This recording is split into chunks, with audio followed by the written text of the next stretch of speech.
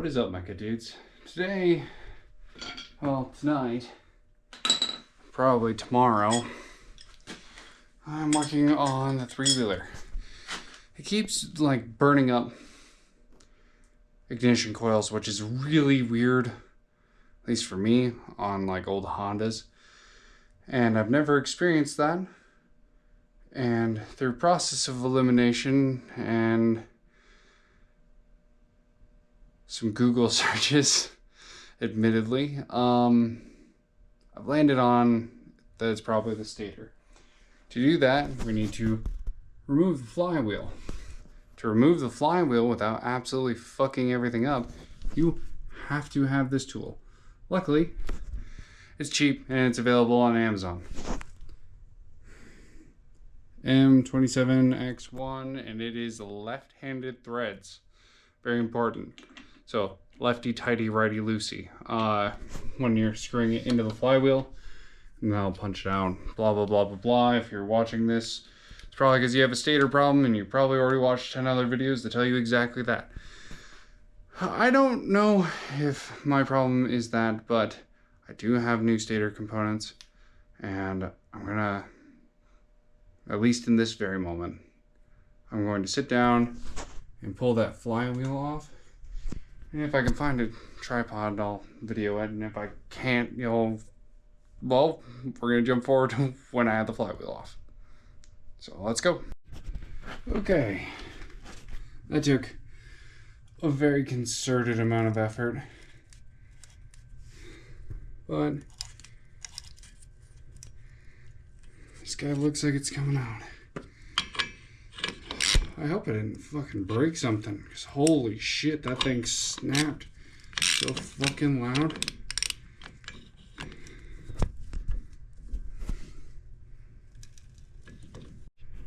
Alright. Look at that crusty piece of shit. There's a lot of metal filings in there. And in here, let me tip this thing over, is our stator. Okay, so if my understanding is correct, the bottom one is for your lights, and the top one is for your ignition. Yes, for your ignition and for the engine. So I'll try and get that out of there and take a look at it. Okay. Now, the plan is I'm going to try my absolute best to perform a balancing act for you guys. I wanted to test coils to see if I could tell the differences between the new one and the old one, to make sure I'm just not ripping apart something that doesn't need to be ripped apart. Okay. Testing this coil, same spots, into the lead, this guy right here, and it reads 387 ohms. Okay, same test, other side, it's 202, 203. That measurement seems way more accurate to me. Okay. Now we do the Googling. What is up, mecha dudes? We're back. It's been more than a day. So I went online, I looked around, I did a bunch of searching, whatever. The information I found turned out to be relatively inclusive. I found some that said that the ohm readout was too low. I found some that said that it's just alright. And I found none that corroborate that the ohm reading is supposed to be that high. Although I know that when the winding insulation wears out over time with vibration and so on, the resistance does drop over time. And if our resistance is too low, the current can flow too much, blah, blah, blah, blah, blah, burn coil. So I talked to the wise man himself, Mr. Colton, and he said, fuck it, just send it. So who am I to argue? I'm going to, oh, also, as a surprise to only me, I found the tripod. So we're gonna cut this guy out,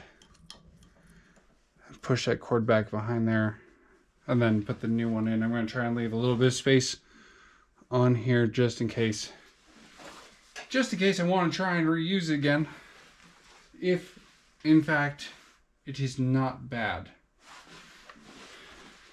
And we'll replace it with this guy. And then I'm going to come in here with the wire wheel. I'm going to clean up here because it's rustier back there than I really like it to be. So, yeah. That's pretty much it. There's 2 screws that hold that coil in place. Grab one of those hammer driver things because, what is it? It's a manual impact driver. Or put your entire fucking body weight on top of these screws before you turn it, because they're like most 1980s, 70s Japanese motorcycle bolts. I swear to God, it feels like these motherfuckers are made out of butter. So just be aware. All right, I think that's it. And to conserve battery in this cold shop, I'm going to just touch base with you guys once I have that swapped out.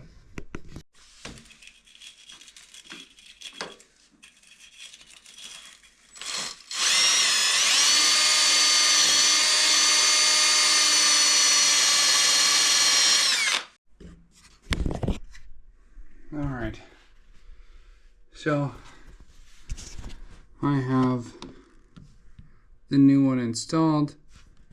If you look up, let's just use one of my solder heat shrink guys on there.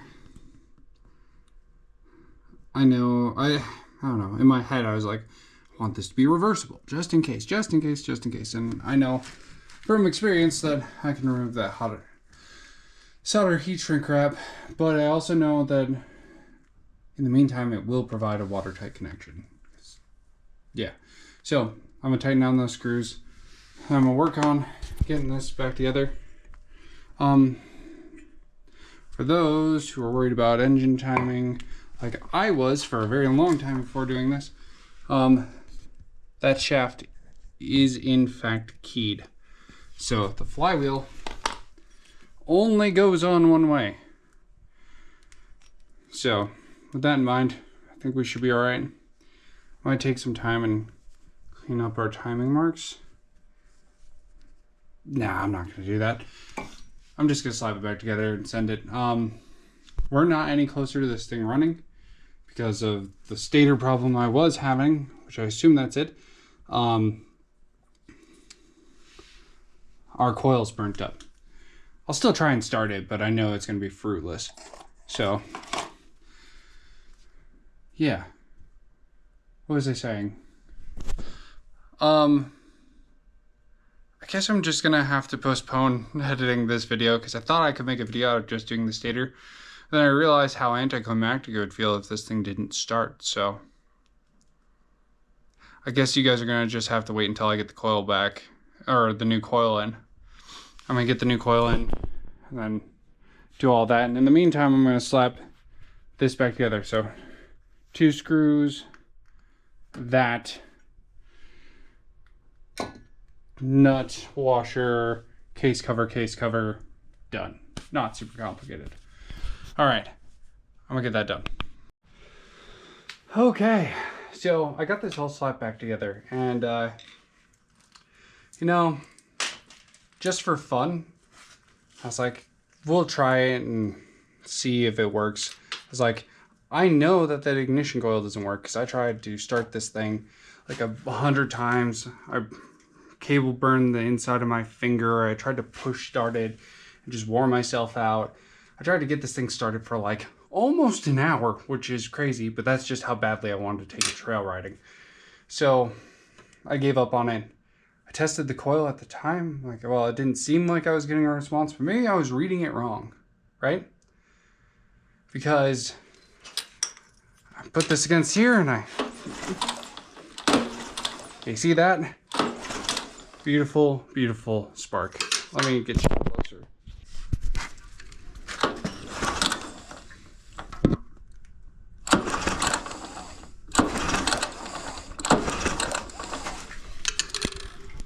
Okay, so we have spark again. So I guess my fix for my problem the whole time was the stator. So I guess we'll fire it up and get it going and see if that works. All right, follow the truth. Fuel on.